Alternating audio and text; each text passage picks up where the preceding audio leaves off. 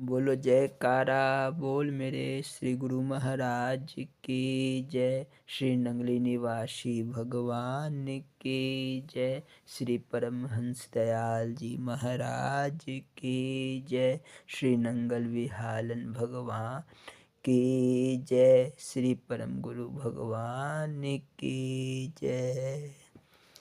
जय सच्चिदानंद जी। श्री सच्चिदानंद प्रकाश अर्थात अद्वैतानंद साहित्य प्रथम पुष्प जीवन चरित्र। बोलो जयकारा बोल मेरे श्री गुरु महाराज की जय। इस पाठ को प्रारंभ करने के पूर्व यह दास श्री परमहंस दयाल जी महाराज के चरण कमलों में दंडवत प्रणाम करता है। बोलो जयकारा बोल मेरे श्री गुरु महाराज की जय। मंगलाचरण। या कुदेन्दु तुषार हार धबला या शुभ्र वस्त्रामितां या वीणा वरदंड मंडित करा या श्वेत पद्मासना च या ब्रह्माचित शंकरा प्रभृति देवहिं सदा वंदितां सामान पातु सरस्वती भगवती निशेष मापहां। हरि ओम। गजाननं भूतगणादिसेवितं कपितजम्बूफलचारुभक्षणमुमाश्रितं शोकविनाशकार्यक्रमं नमामि विघ्नेश्वरपादपङ्कजं। बंदो चरण सरोज गुरु मृदमंगल आगार जही सेवत नर होत हैं भवसागर से पार। गुरु ब्रह्मा गुरु विष्णु गुरुदेवो महेश्वरा गुरु साक्षात् परब्रह्म तस्मै श्री गुरुवे नमः। ओम अखंडमंडलाकारं व्याप्तं येन चराचरं तत्पदं दर्शितं येन तस्मै श्री गुरुवे नमः। बोलो जयकारा बोल मेरे श्री गुरु महाराज की जय। श्री सच्चिदानंद प्रकाश अर्थात अद्वैतानंद साहित्य प्रथम पुष्प जीवन चरित्र। बोलो जयकारा बोल मेरे श्री गुरु महाराज की जय। भजन। तेरे दरबार में भगवन बड़ी आशा से आया हूँ। ये विनती जो हमारी है सुनाने तुमको आया हूँ। न सेवा है न साधन है न शक्ति है न भक्ति है। यहाँ तो आंसुओं का जल चढ़ाने तुमको आया हूँ। कहीं तंदुल कहीं पर बेर मीठे थे मगर भगवन ये रोना अपना लेकर मैं सुनाने तुमको आया हूँ। पतित को भूल मत जाना कि तुम पतितों के पावन हो। विरध की याद में भगवन दिलाने तुमको आया हूँ। सतदेव भगवान की जय। श्री सच्चिदानंद प्रकाश अर्थात अद्वैतानंद साहित्य प्रथम पुष्प जीवन चरित्र। बोलो जयकारा बोल मेरे श्री गुरु महाराज की जय। सेठ चंद्रभान और उनका रसोइया। बोलो जयकारा बोल मेरे श्री गुरु महाराज की जय। एक रोज इरशाद हुआ कि रियासत जयपुर में एक शख्स सेठ चंद्रभान रहते थे। उनके पास जो रसोइया था वह ऐसा पेटू और खाने वाला था कि 4-5 सेर खाना उसकी रोजाना खुराक थी। कार व्यापार की गरज से सेठ जी बम्बई में जा रहे थे तो यह रसोइया भी उनके साथ गया। वहाँ पर अतिरिक्त धन व्यय से सेठ जी ने एक पुस्तकालय और धर्मशाला बनवाई और फ़कीर महात्माओं के ठहरने और सुविधा का अच्छा इंतज़ाम किया। उस रसोइये के सुपुर्द उसका इंतज़ाम और निगरानी कर दी। अक्सर साधु महात्मा वहाँ ठहरा करते थे और वह रसोइया उनकी बड़ी सेवा करता था।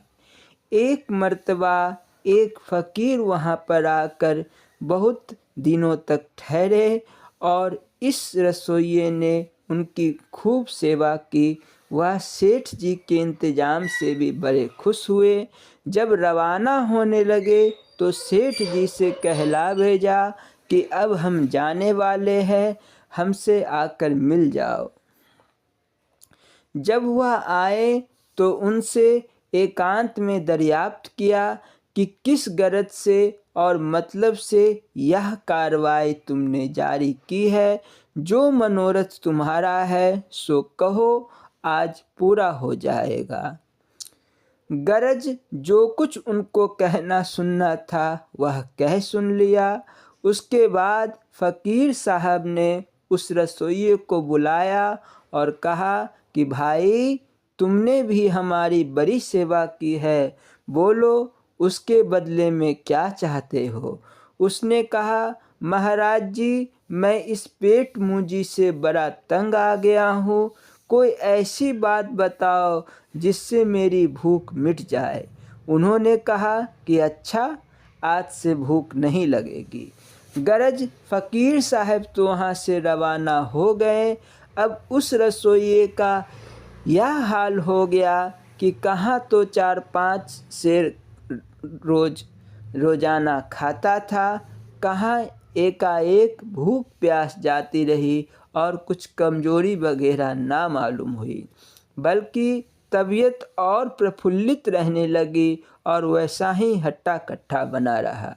चंद रोज के पश्चात सेठ जी से रुखसत होकर घर चला आया और फिर वापस ना गया, बल्कि गृहस्थी छोड़कर फ़कीरी इख्तियार कर ली। जब सेठ जी वतन वापस आए और उसके फ़कीर हो जाने का हाल सुना तो जहाँ वह धुनी रमाता था वहाँ मिलने गए और करीबन 5-7 सेर कलाकंद और कुछ और चीज़ें भेंट के वास्ते साथ ले गए। बहुत देर तक बातचीत करने के पश्चात सेठ जी ने कहा कि इसमें से भोग लगाइए। तो उसने हंसकर जवाब दिया कि हमने तो खाना पीना बिल्कुल छोड़ दिया है, क्योंकि अब बगैर अन्न पानी किए बहुत साल बीत गए हैं, इसलिए जरा सी भी बहुत नुकसान करेगा। सेठ जी को यह बात सुनकर और उसके पहले की हालत याद करके यकीन न आया और खाने के वास्ते बहुत आग्रह किया। तो उसने मजबूर होकर कहा कि अच्छा, आपकी खातिर करता हूँ, मगर तकलीफ़ बहुत होगी। और यह कहकर एक सिंक ज़मीन से उठाकर जिस कद्र मीठा उसकी नोक पर आया उतना उस पर रख कर खा लिया।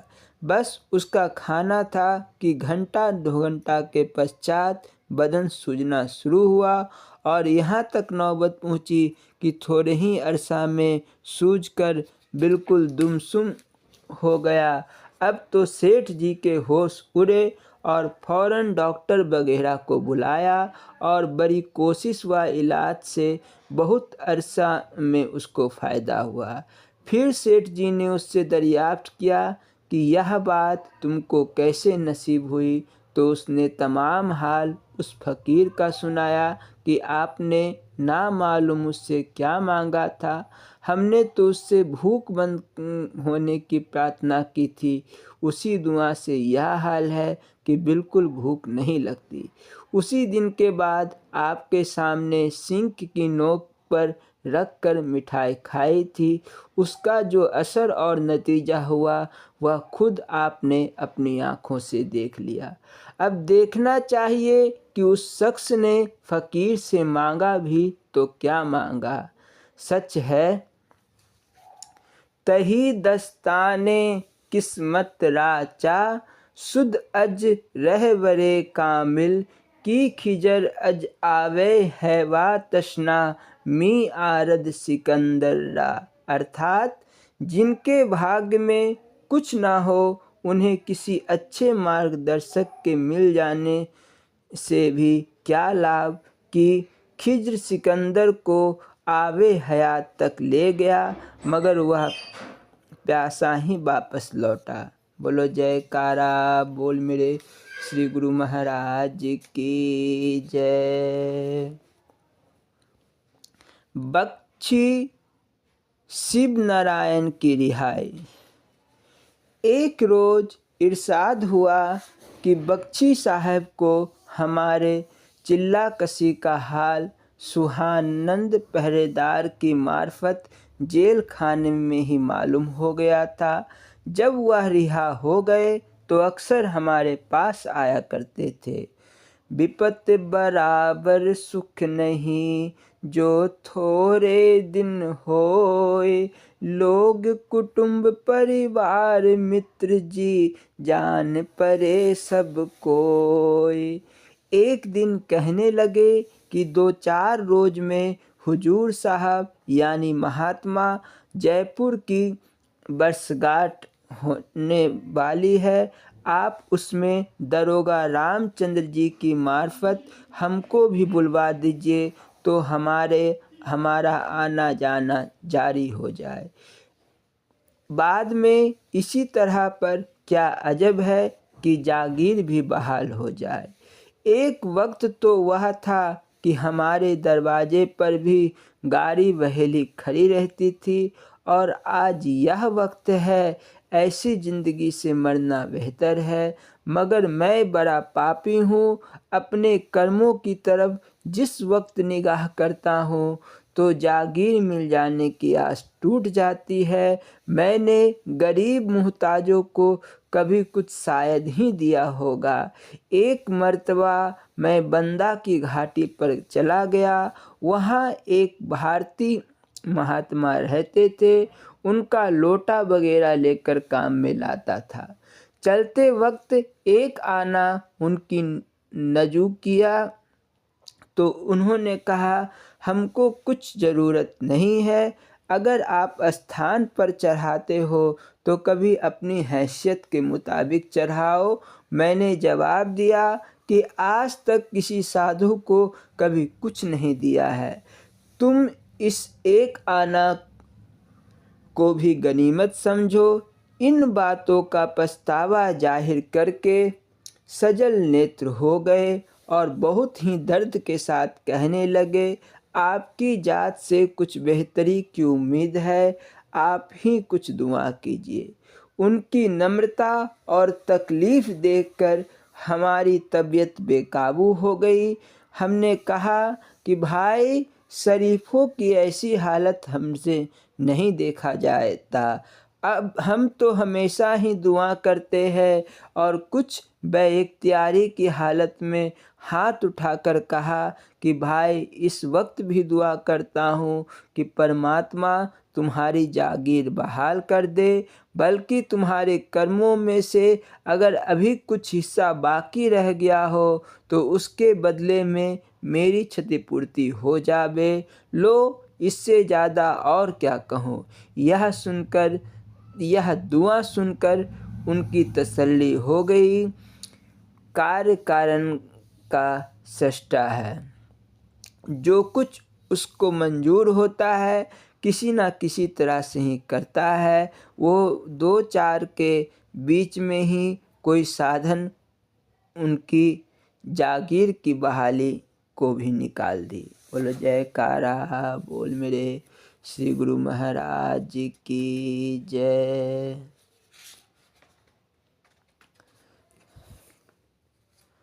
श्री स्वरूप लीला संस्मरण एवं अमृत प्रवचन। बोलो जयकारा बोल मेरे श्री गुरु महाराज की जय।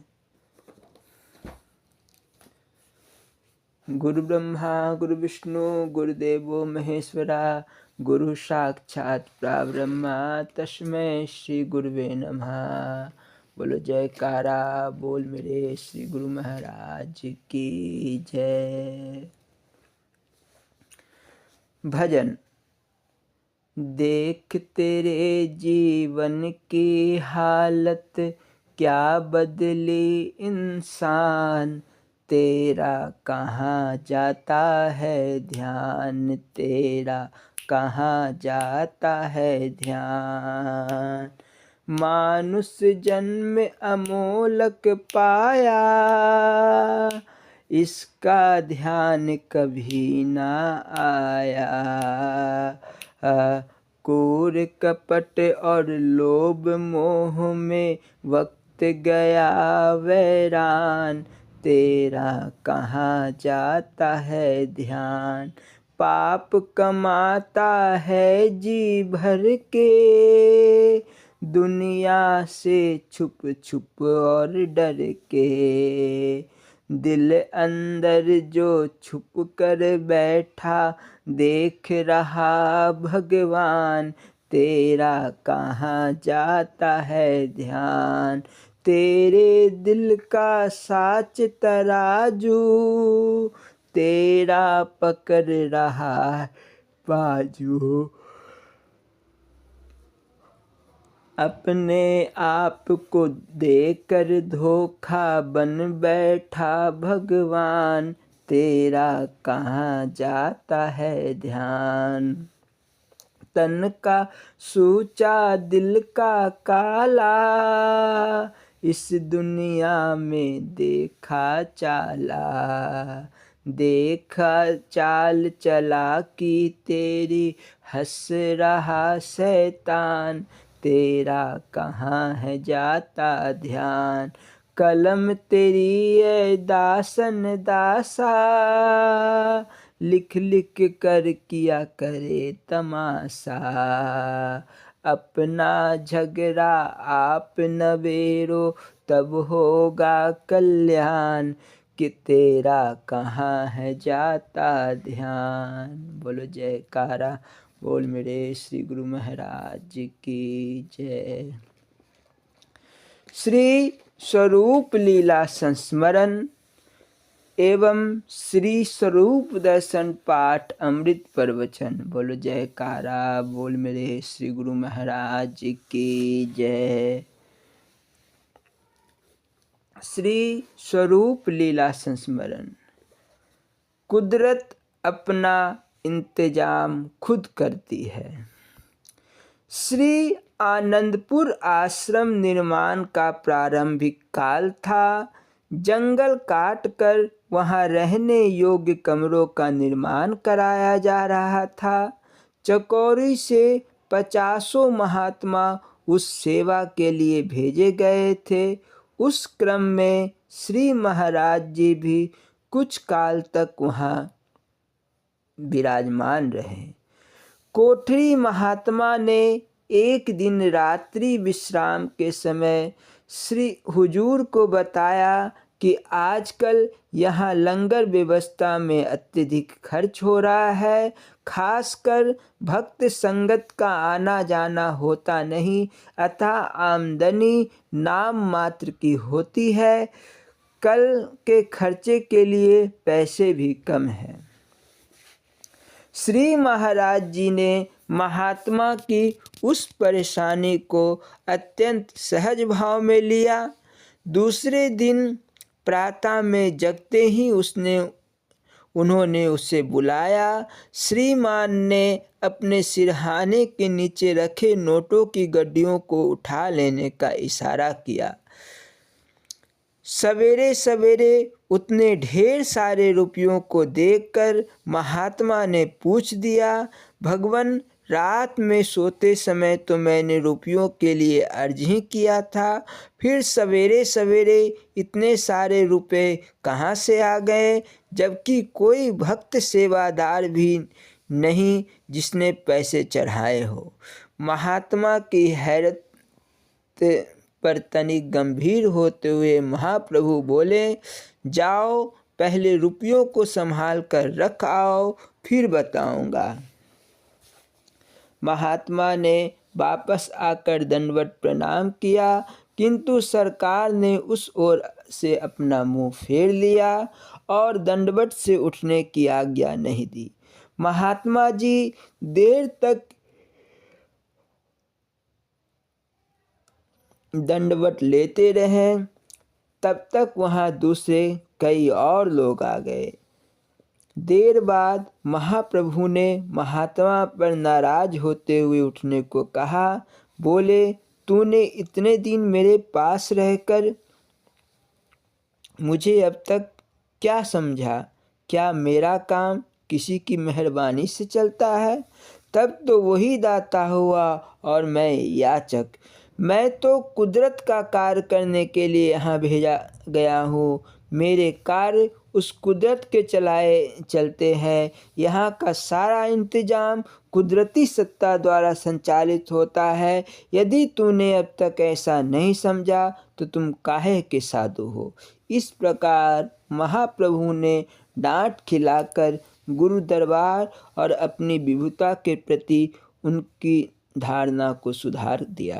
बोलो जयकारा बोल मेरे श्री गुरु महाराज जी की जय। श्री स्वरूप दर्शन पाठ सच्ची शरणागति। इस पाठ को प्रारंभ करने के पूर्व यह दास श्री नंगली निवासी भगवान के चरण कमलों में दंडवत प्रणाम करता है। बोलो जयकारा बोल मेरे श्री गुरु महाराज की जय। सच्ची शरणागति। एक दिन श्री महाराज जी ने अपने श्रीमुख से सत्संग के समय यह वचन उच्चारण किए, इस दरबार में आप सब लोग अपने अपने विचार सहित घर बार छोड़कर आए हो, केवल मेरे प्रेम के लिए और अपने कल्याण के लिए। आपका यहाँ आना हुआ, आप लोगों का त्याग प्रशंसनीय है। आपने जो कुछ कर दिखाया ऐसा प्राचीन काल में कदापि हुआ होगा, परंतु जो अभी गृहस्थ वेश में है अथवा वानप्रस्थ है और भगवा वेश नहीं मिला, हम भी अभी आपको भगवा वेश देकर खुश नहीं है। अभी आप उस रूप तक नहीं पहुँचे, केवल उस मंजिल तक जाने की इच्छा है। अभी आप लोगों के मार्ग में बहुत से बंधन है। जिस भारी बंधनों को आप तोड़कर आए हो, उन बंधनों की सूक्ष्म जड़ें अभी विद्यमान है, तो फिर स्थूल बन सकती है। आपने घर बार छोड़ा और सर्वस्व मेरे अर्पण करके आप निर्बंध होने आए हैं, परंतु अभी अपना और कर्तव्य समझ बैठे हो कि गुरु दरबार में हमारे बच्चे भूखे प्यासे ना रहे। परिवार की ममता आपको फिर चक्कर में डाल देगी।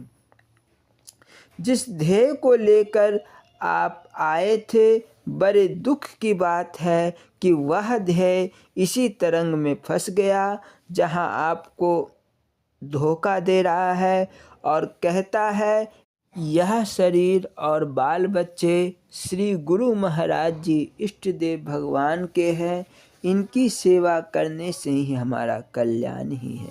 इसके ऊपर एक दृष्टांत है। किसी ब्रह्मज्ञानी गुरु के पास एक त्यागी चेला रहता था। कुछ समय पश्चात गुरु जी ने सेवक का अनुभव जानने के लिए पूछा कि बताओ बेटा, हमारी संगत वचनों का क्या प्रभाव हुआ, अपना अनुभव हमें बताओ। इतना सुनकर शिष्य बोला, गुरुदेव, जो संसार बेगाना था वह अपना सा प्रतीत होने लगा है, मेरे से पृथक कुछ भी नहीं रहा। गुरु जी बोले, भैया, जो अपना था वह कहाँ गया? शिष्य ने उत्तर दिया, गया तो अपना ही है। गुरुजी खूब हंसे और फिर चिंता करते हुए बोले, बेटा आपने हमारा प्रश्न को उल्टा समझा है। हमने कहा था कि संसार सब ईश्वर रूप है और ममता ही आगे बढ़ने नहीं देती। अपनी इस गठरी को फेंक दो, तब सब आपका ही है। साधारण लोगों ने जिज्ञासा इसी को मान रखा है और खाली ब्रह्म ज्ञान का कथन कहते हैं कि सब कुछ मैं हूँ, सब कुछ मेरा है, परंतु जो मेरा था वह अभी तक अनुभव ही नहीं हो सका। गुरु नानक देव जी ने जब मोदी खाना में काम किया और ग्राहकों को सौदा तौल कर देने लगे, तब 1 से 12 तक गिनती करते समय जब 13 का शब्द आया तो उनको यह शब्द बहुत ही प्यारा लगा। फिर वह 13 के अतिरिक्त कुछ नहीं बोलते थे। एक बार तौलना हो या 100 बार मुख से 13 शब्द निकलता रहा।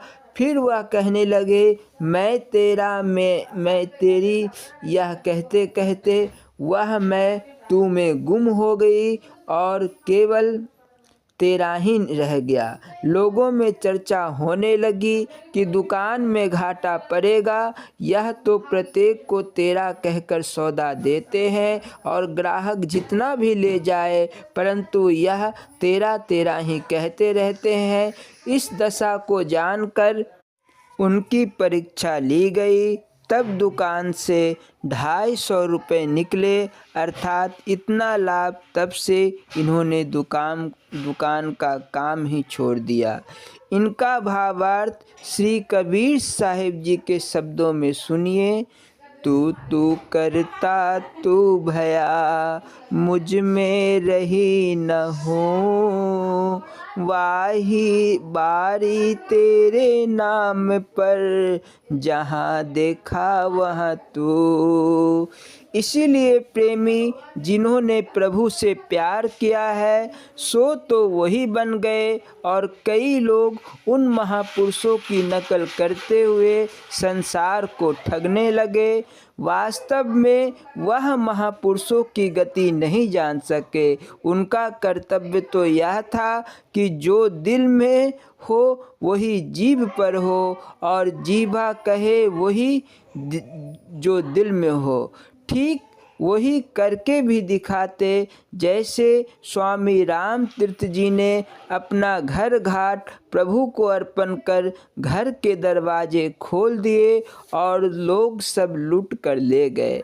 उन्होंने सबको ईश्वर रूप जानकर सबको खुशी से सब कुछ दे दिया, और दोनों अबोध बालकों को लाहौर नगर के बाजार में, जहाँ लोगों की बहुत भीड़ थी, छोड़ दिया। वह बोले, यहाँ भी मेरा राम है, वह इनकी संभाल उचित समझ करेगा। संसार की दृष्टि में वह निर्दय थे, परंतु सच्ची सहानुभूति तो इसी को कहा जाता है। यह हर एक का कार्य नहीं। आपका और हमारा संबंध केवल परमार्थ का है, परंतु आप तो इस झंझट से खाली नहीं हो सकते। जब आप एकांत समय मांगते हैं तो उस समय यही प्रार्थना करते हैं कि हमको अमुक वस्तु की आवश्यकता है। बड़ी कठिनाई से शारीरिक यात्रा ही पूरी करते हो। जिस तुच्छ संसार को त्याग कर आए हो वह अपनी तन यात्रा के लिए मांगते हो। सिमरन रखिए कि ये साधारण ममता ही एक दिन स्थूल बनकर आपको वहाँ ही ले जाएगी। फिर अपना घर घाट बनाने पर बाध्य हो जाएंगे। आप सब कुछ देकर भी अपने धन को नहीं दे सकते। मुझे आपकी धन की आवश्यकता नहीं। धन और तन मन के रहने के स्थान है। आपको धन दिया तो अपने ही उपभोग के लिए तन दिया, यह भी केवल कथनी मात्र है। मन आपके धन और तन का पहरा दे रहा है, अर्थात मन अभी आपके पास ही है। धोबी को कपड़े की आवश्यकता है, वह कपड़े वाले को थोड़े ही धोने लगता है। मन रूपी कपड़ा गुरु रूपी धोबी को देकर इसको निर्मल अनादि रूप तक पहुँचाना है, परंतु सर्वसाधारण व्यक्ति इस भेद को नहीं जान सके। श्री कबीर जी का कथन है, गुरु धोबी शिष्य कपड़ा, साबुन सर्जनहार, सुरत शिला पर धोइए, निकसे रंग अपार। बस गुरुदेव के अर्पण होने से मन की मलिनता दूर होगी, यही सच्ची शरणागति है। बोलो जयकारा बोल मेरे श्री गुरु महाराज की जय। स्वामी हीरानंदपुरी जी महाराज जी की लीला संस्मरण एवं अमृत प्रवचन। बोलो जयकारा बोल ए श्री गुरु महाराज की जय। यमुना गाय की आराधना। नंगल महाराज जी गायों के बड़े प्रेमी थे। नंगल विहालन आश्रम में कई गायें थी और उन्होंने अपनी ओर से उन सब का नामकरण कर दिया था। प्रतिदिन वे किसी न किसी समय अपनी गायों के पास पहुँचते, उन्हें उनके नाम से पुचकारते, नहलाते और अपना प्यार देते। गायें भी अपने स्वामी के इस प्यार के लिए जैसे प्रतीक्षा करती रहती। इन्हीं गायों में एक गाय थी यमुना, बड़ी ही दुलारी और जाने कितने वर्षों से अपने इष्ट देव गुरु महाराज का प्यार पाने वाली। यमुना इसी आश्रम में पैदा भी हुई थी। एक बार बछड़ा देने का समय सन्निकट आ गया। बच्चा देने के कुछ दिन पहले से ही यमुना को तकलीफ होने लगी। महाराज जी ने उस अवस्था में देखकर कहा, यह बच्चा तो इसकी जान की आफत बनकर आया है, अब उसे इसने अपना बदला चुकाना है। आसपास के गांवों के भक्तों में के निमंत्रण पर महाराज जी आया जाया करते थे। एक दिन यमुना की रुग्ण शारीरिक स्थिति के क्रम में ही हट्टिया गांव के भक्त महाराज जी को अपने गांव ले जाने के लिए पहुँचे। महाराज जी ने बहुत कहा कि आज मेरी यमुना को बड़ी तकलीफ़ है, मुझे मत ले जाओ, किंतु वे माने नहीं। महाराज जी की अनिच्छा रहते हुए भी जाना पड़ा।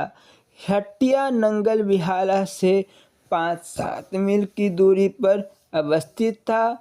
वहाँ महाराज जी सत्संग कर रहे थे कि एकाएक उनके ध्यान में यमुना एक बालिका के रूप में प्रकट होकर हाथ जोड़े प्रार्थना करने लगी।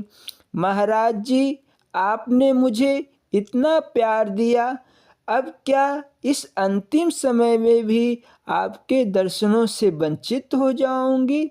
महाराज जी ने अकस्मात बीच में ही अपना सत्संग बंद कर दिया और तुरंत नंगे पांव पैदल ही आश्रम की ओर चल पड़े।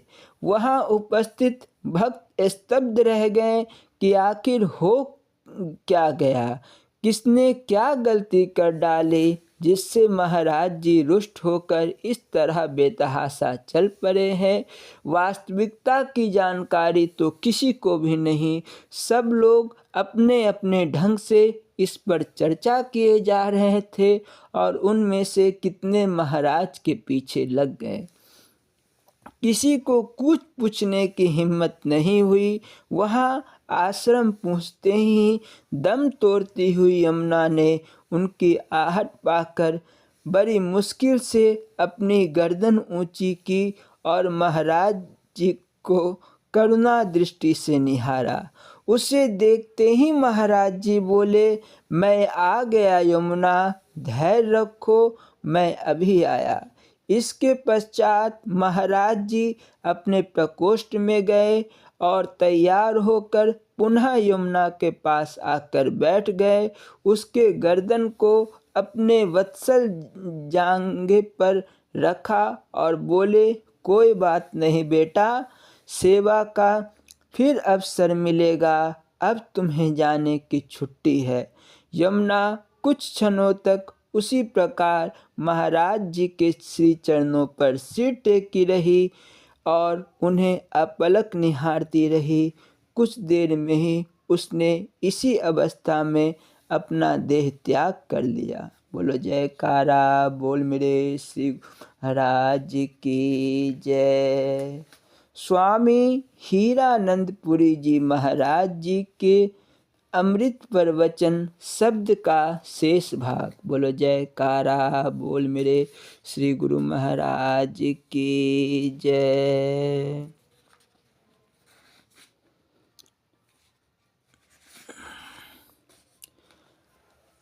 स्वामी हीरानंदपुरी जी महाराज जब अपने प्रवचनों को प्रारंभ करते थे तो प्रारंभ करने के पूर्व हरिओम की ध्वनि लगवाते थे।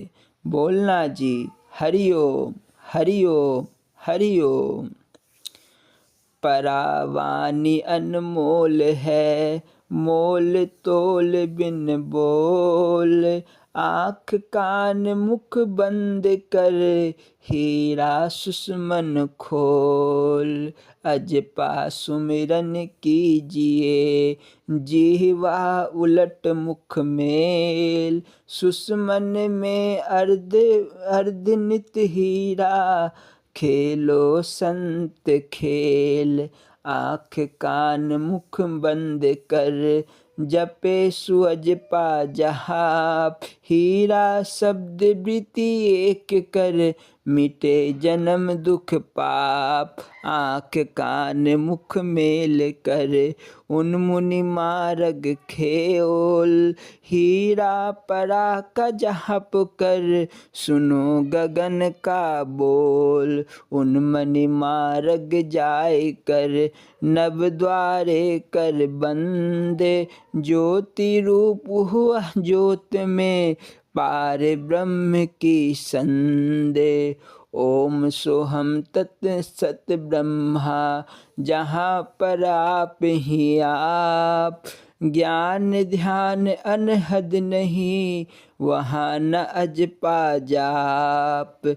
जाप अजपा अनहद नहीं, काल कर्म संसार, ईश्वर ज्योति मह अखंड, त्रिगुणातीत अपार। मन बुद्धि वचन से पार, प्रभु सतपुरुष परम धाम। हीरा कल्याण रूप शिव, स्वरूपानंद अभिराम।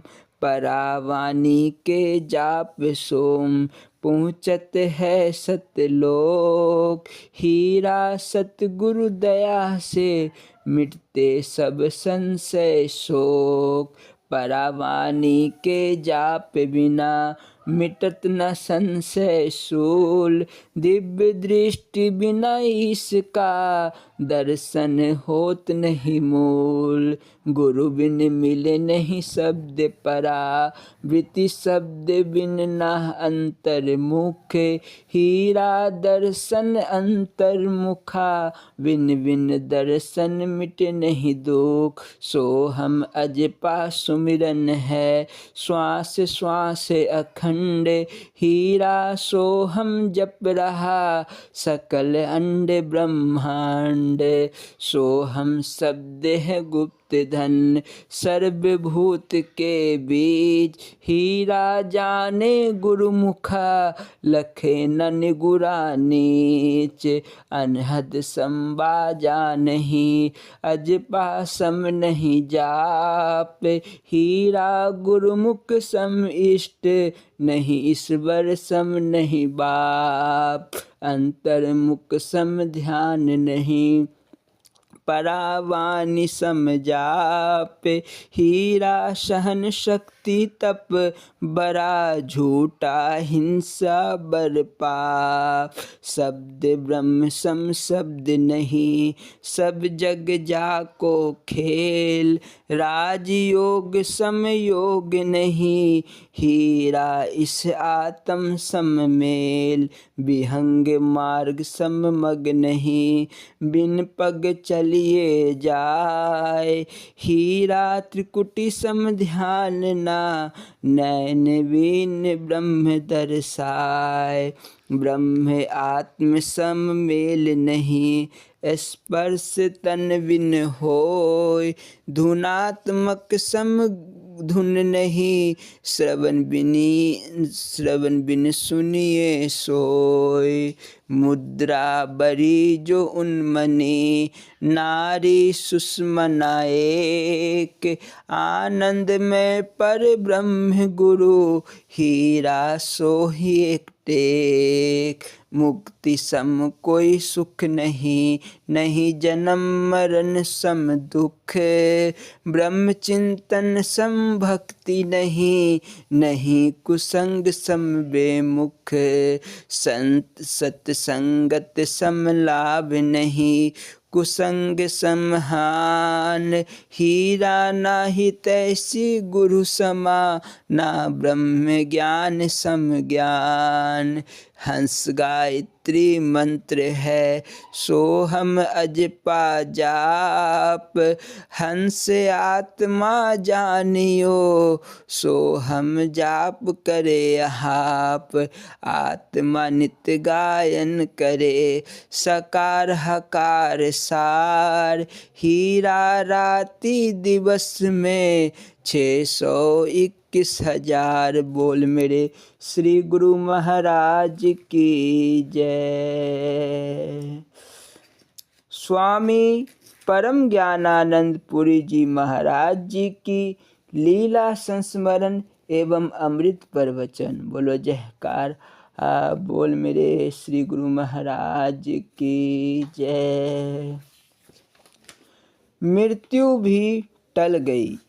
यह चमत्कारिक घटना उस समय घटित हुई जब श्री महाराज जी केवड़ी ग्राम में विराजमान थे। देवरार ग्राम के एक भक्त डिप्टी सिंह जी ने रात में स्वप्न में देखा कि मेरी मृत्यु हो गई है। परिवार के सभी लोग बिलख बिलख कर रो रहे हैं। संयोगवश सुबह में एक दक्षिणी ब्राह्मण उनके दरवाजे पर आया और हाथ की रेखाएं देखकर बताया कि इस सप्ताह के अंदर ही आपकी मृत्यु लिखी हुई है। अब इस बात को जानकर पूरा परिवार शोकाकुल हो गया। ज्योतिषियों के अनुसार भी उनके ऊपर मार केस चल रहा था। ऐसी स्थिति में घर में लोगों का खाना पीना बंद हो गया और रोना धोना शुरू हो गया। परिस्थिति बस वे महाराज श्री के दर्शनार्थ केवड़ी आए। आते ही उन्होंने श्री चरणों में दंडवत करके शोकातुर मुद्रा में अपनी हृदय व्यथा को श्री महाराज जी के समक्ष प्रकट किया। महाराज जी ने उन्हें धीरज बंधाते हुए कहा, बेटा चिंता तुम क्यों करते हो? चिंता तो उसे करनी चाहिए जिसे अपनी मृत्यु का दिन मालूम नहीं। तुम्हें जब यह ज्ञात हो गया कि 1 सप्ताह में ही मरना है तो अभी से भजन सेवा सत्कर्म करना प्रारंभ कर दो। सुना होगा कि जब महाराज परीक्षित को यह ज्ञात हो गया कि उन्हें 7वां दिन ही मर जाना है तो वे श्रीमद् भगवत गीता सुनते हुए अपना प्राण अंत किए। मृत्यु की तिथि मालूम होना चिंता की बात नहीं, खुशी प्रसन्नता की बात है। मरना तो सबको एक न एक दिन निश्चित ही है, अतः जाओ और पुण्य कर्मों में लग जाओ। चोर ही चांदनी रात की भावा, माया ग्रसित जीव को यह ज्ञान की बात भला कहाँ भावे। वे तो चाहते थे कि महाराज श्री आशीर्वाद दे जिससे उनकी असामयिक मृत्यु टल जाए। उनकी बार बार आग्रह पर पूज्य श्री ने कहा, बेटा मैं विधाता के विधान में दखल नहीं दे सकता। रही बात तुम्हारे मृत्यु शंका निवारण की, तो ईश्वर की कृपा से तुम्हें अभी इस संसार में रहना है। श्री मुख से इतना सुनकर ही मानो उनकी खुशी का ठिकाना ही नहीं रहा। इसके पश्चात महाराज श्री ने उन्हें नाम दान देकर भजन करते रहने की प्रेरणा दी। दिन आए और गए, उनकी मृत्यु टल गई। बाद में लोगों में यह चर्चा का विषय बन गया। सच ही कहा गया है, भावी मेट सर्क त्रिपुरारी, अर्थात श्री गुरु महाराज जी वंदे बोधमयम नित्यम गुरु शंकर रूपनी के अनुसार शिव है, और वह चाहे तो भाव यानी होनी मृत्यु को भी टाल सकते हैं। इसका प्रत्यक्ष प्रमाण तो सभी ने देख ही लिया। बोलो जयकारा बोल मेरे श्री गुरु महाराज जी की जय। स्वामी परम ज्ञानानंद पुरी जी महाराज जी के अमृत प्रवचन। बोलो जयकारा बोल मेरे श्री गुरु महाराज की जय। ओम। यह प्रवचन प्रारंभ करने के पूर्व यह दास स्वामी परम ज्ञानानंद पुरी जी महाराज जी के चरण कमलों में दंडवत प्रणाम करता है। बोलो जयकारा बोल मेरे श्री गुरु महाराज की जय। केवरी रोहतास दिनांक 7/3/1975 को दिया गया प्रवचन। बोलो जयकारा बोल मेरे श्री गुरु महाराज की जय।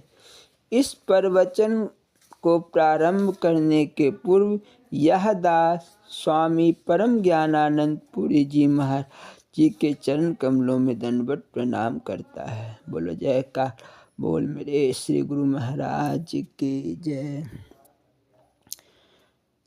आत्म कल्याण की जिज्ञासा को लेकर आए हुए सज्जनों, बोलो हरि ओम हरि ओम हरि ओम। सत्संग तो तुमने पहले भी सुना और अब भी सुन रहे हो, लेकिन ज़रूरत इस बात की है कि जितना सुनते हो उसका अपने जीवन में अमल करो। जब तक आदमी अमल नहीं करता तब तक ना तो उसे कोई आनंद ही आ पाता है और ना वह उस बात का महत्व ही समझ पाता है। सत्संग में सुनी गई बातों का महत्व तो तब समझ में आएगा जब उन बातों को क्रियान्वित करने लगोगे। एक छोटी सी बात को ले लो, तुम्हें कहते हैं सत्य बोलो।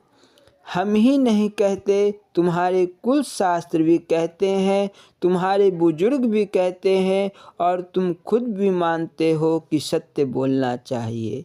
लेकिन जरा अपने अंदर झांक कर तो देखो कि तुम कितना सत्य बोलते हो।